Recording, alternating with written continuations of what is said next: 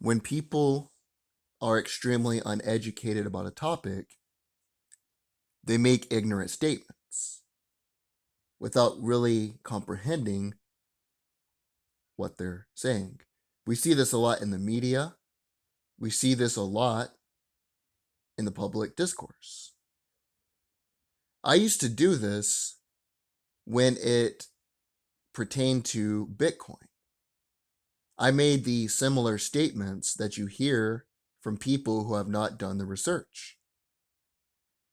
Now, you might do some research and come to a different conclusion, but at the same time, if you make general statements like I used to make, such as what gives Bitcoin value, it's not really anything other than something that is digital. What if people no longer accept it? And what if the person who controls it, which there isn't one person that controls it, I'll get into that later on. What if the person who controls it steals it?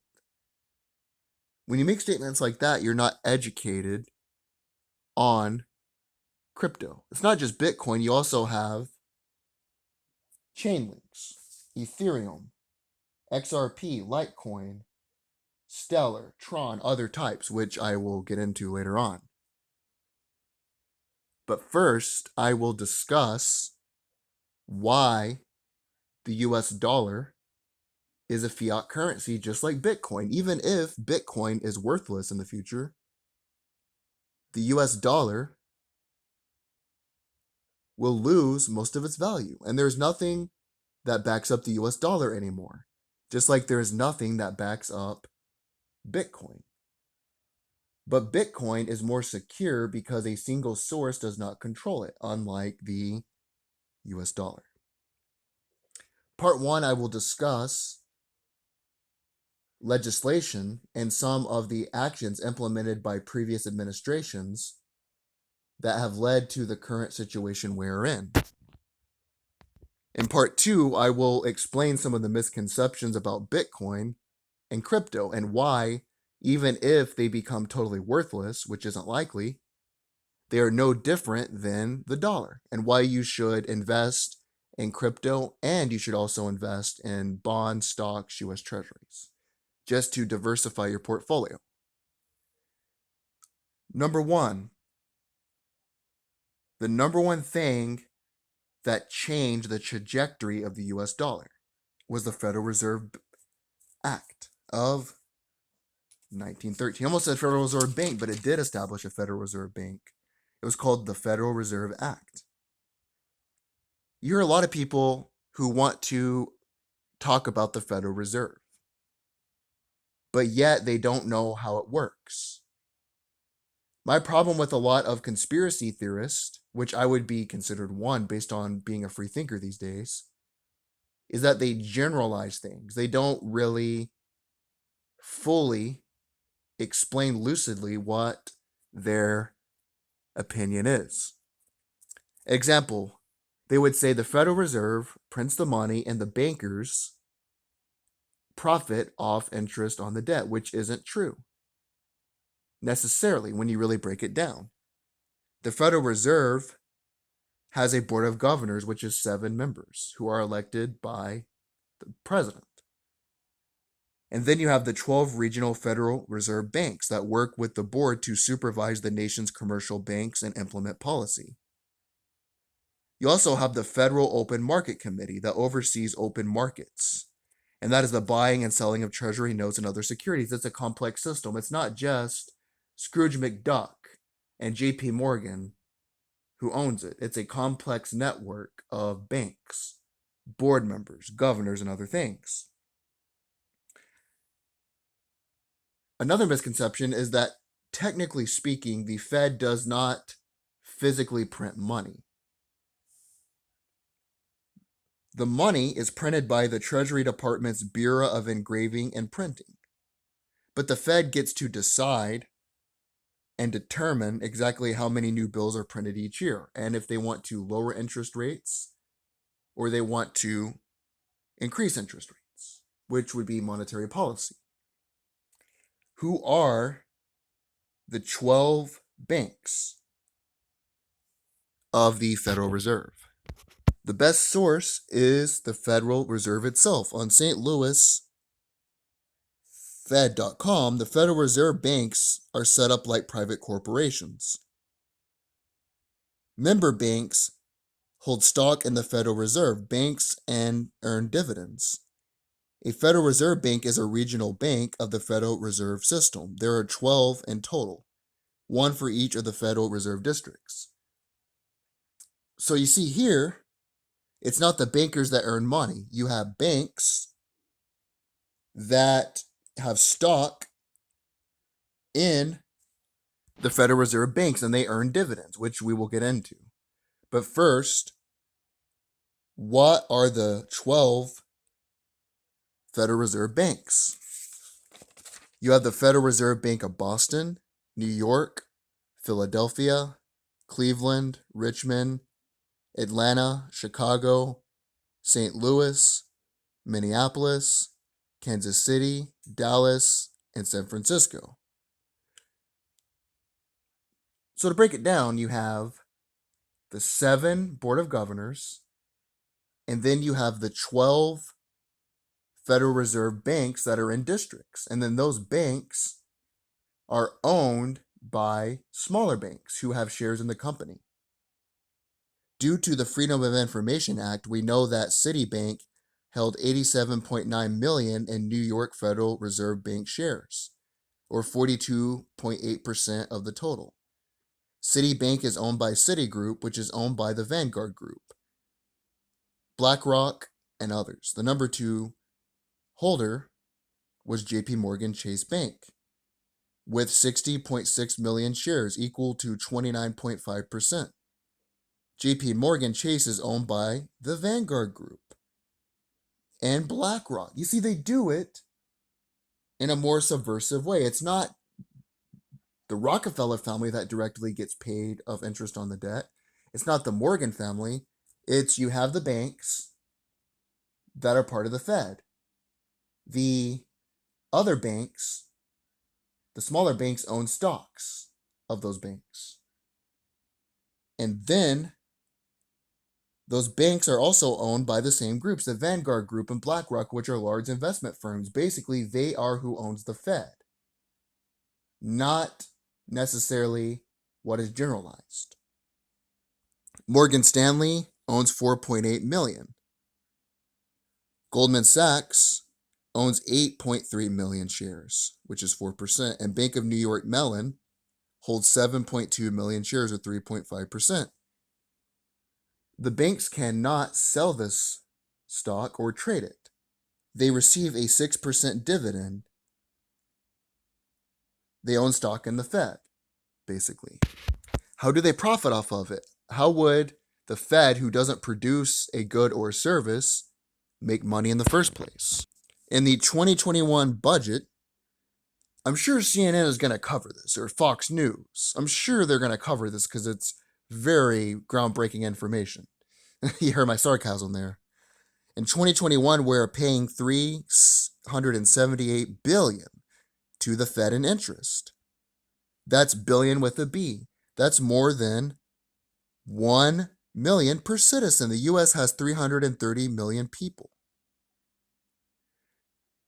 That money is going to be printed. It's like when you go to the bank. If you borrow money, then you have to pay back interest. And that interest is how the banks make profits. The same thing with the Federal Reserve. They're going to make $378 billion simply by the privilege of printing our money. Why should we owe anybody to print our money? They control the supply of money. That single source is the controller of all the money, unlike Bitcoin, which I will get into. Not only is it complete bullshit that the banks are going to profit off this for the privilege of printing our money, money printer goes brr, but also, at the same time, it causes inflation. When you print $378 billion, all it does is create inflation. There's an interesting website called Inflation Calculator. In 1913, which was the year that the Federal Reserve was established, A dollar in 2021 was worth $26.57 in 1913.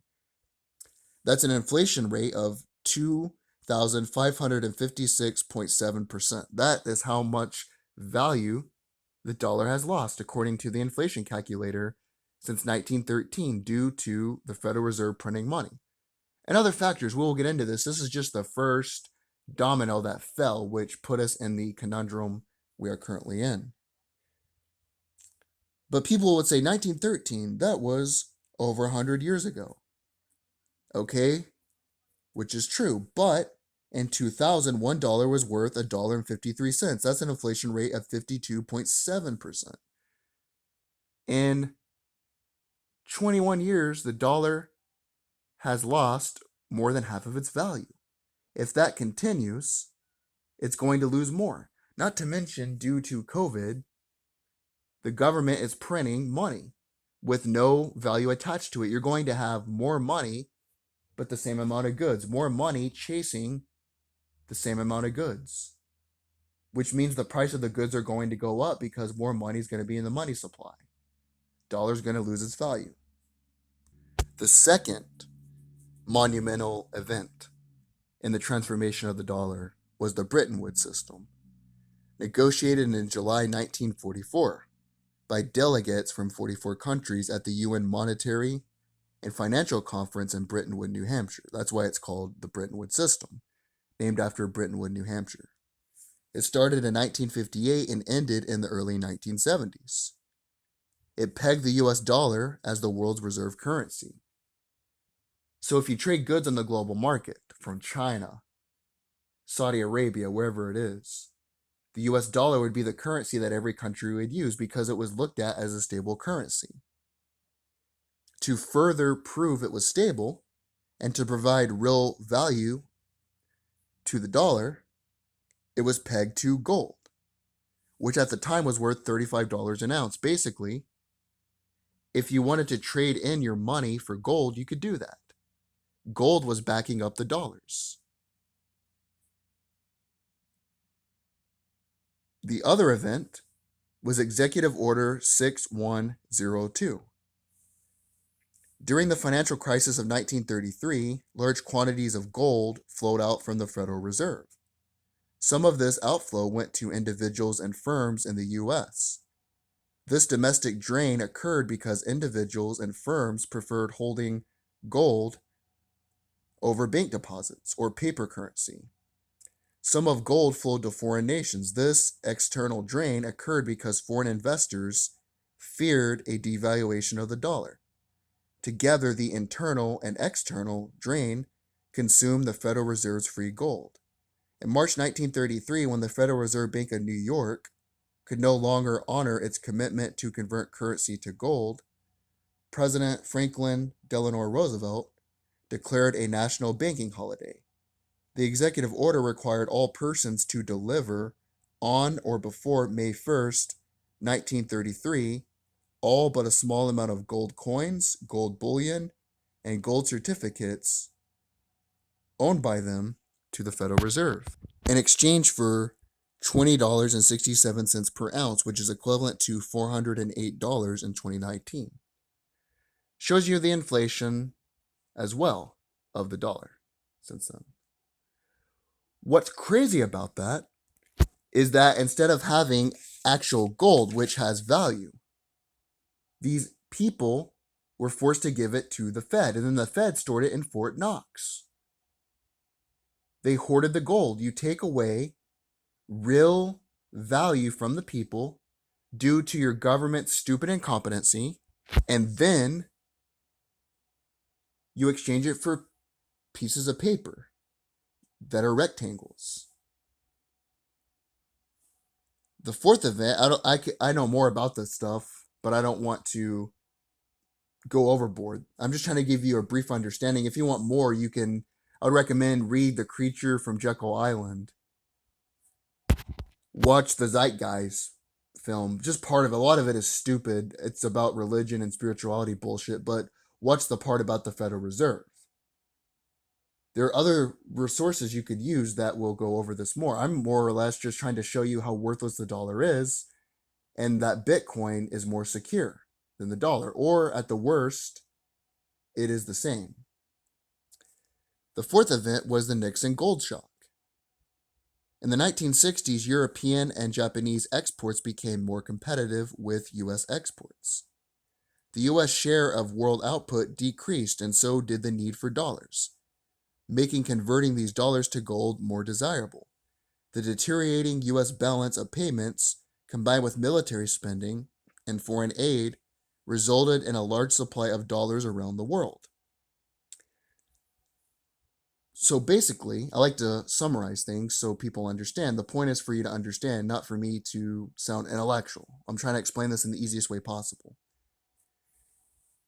You had Europe and Japan exports that were competing against US goods in the market.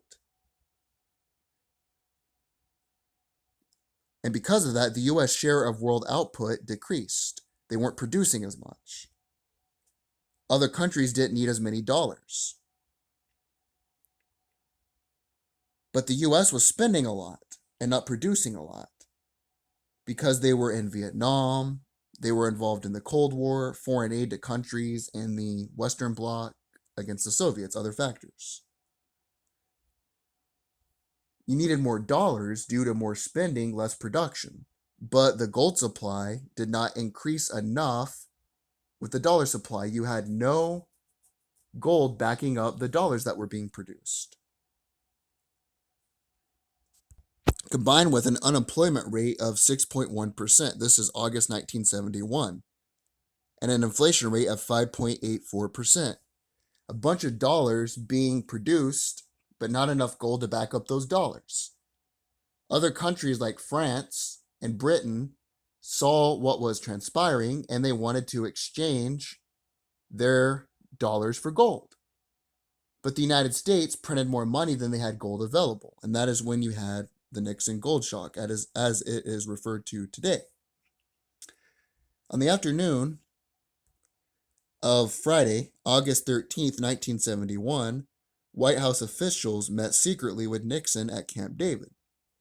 Nixon took the advice of Secretary of the Treasury, John Connally, and announced the suspension of the convertibility of the dollar into gold, and ordered the gold window to be closed such that foreign governments could no longer exchange their dollars for gold. Let me surmise this.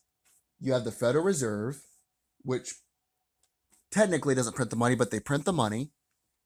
We have to pay back interest that go to the banks that own stock in the Fed.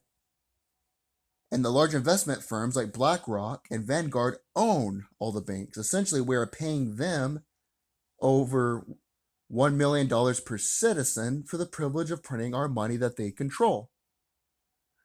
Roosevelt wanted the dollar to be backed up by gold, which it was. Roosevelt made it illegal for U.S. citizens to own gold. The Fed stole it all, hoarded it all, and gave you paper rectangles. Nixon, due to the factors that I mentioned previously, took the United States off the gold standard. So if you wanted to exchange your dollar for gold, you couldn't do that. Before 1971, on the dollar bill, it would say redeemable in gold. Now, it just says legal tender. It's a fancy term for saying this isn't worth shit. Nothing backs it up, but a single source controls it. The Fed, the banks, they are the ones who control how much money is printed, what the interest rates are, other factors like that. To me, that doesn't really sound secure. Nothing gives the dollar value other than people's confidence in the dollar. People say, well, inflation hasn't really happened because the price of milk isn't rising. What about assets? What about the price of a college education since 2000? What about rent prices? What about car prices? What about insurance prices? That's because that money being printed, and when the government gives you free stuff, what's the incentive for companies to say we're going to lower prices? That's where inflation is happening. in those asset prices. That's why millennials can't afford rent, can't afford college without getting massive debts, can't afford cars. That's why they're in deep shit, because the government prints so much money. It's kind of funny though, because they're all for Barack Obama. Every president's done this. Bush started this in 2008 and the TARP bailouts, which essentially gave money to the banks who got us in this crisis in the first place. Obama continued it and Trump continued it, and now Biden's continuing it. But it's funny, these millennials were so in love with Barack Obama, but he's the one that started printing all of this money. I was in middle school when Barack Obama first became president. But these stupid millennials all voted for Obama. They're all in love with him. I remember in high school, I was like the only person that didn't vote for Obama. I wasn't for the other side. I just didn't give a shit. I don't really care about politics that much. But he's the one that started this, printing all this money. It's called quantitative easing.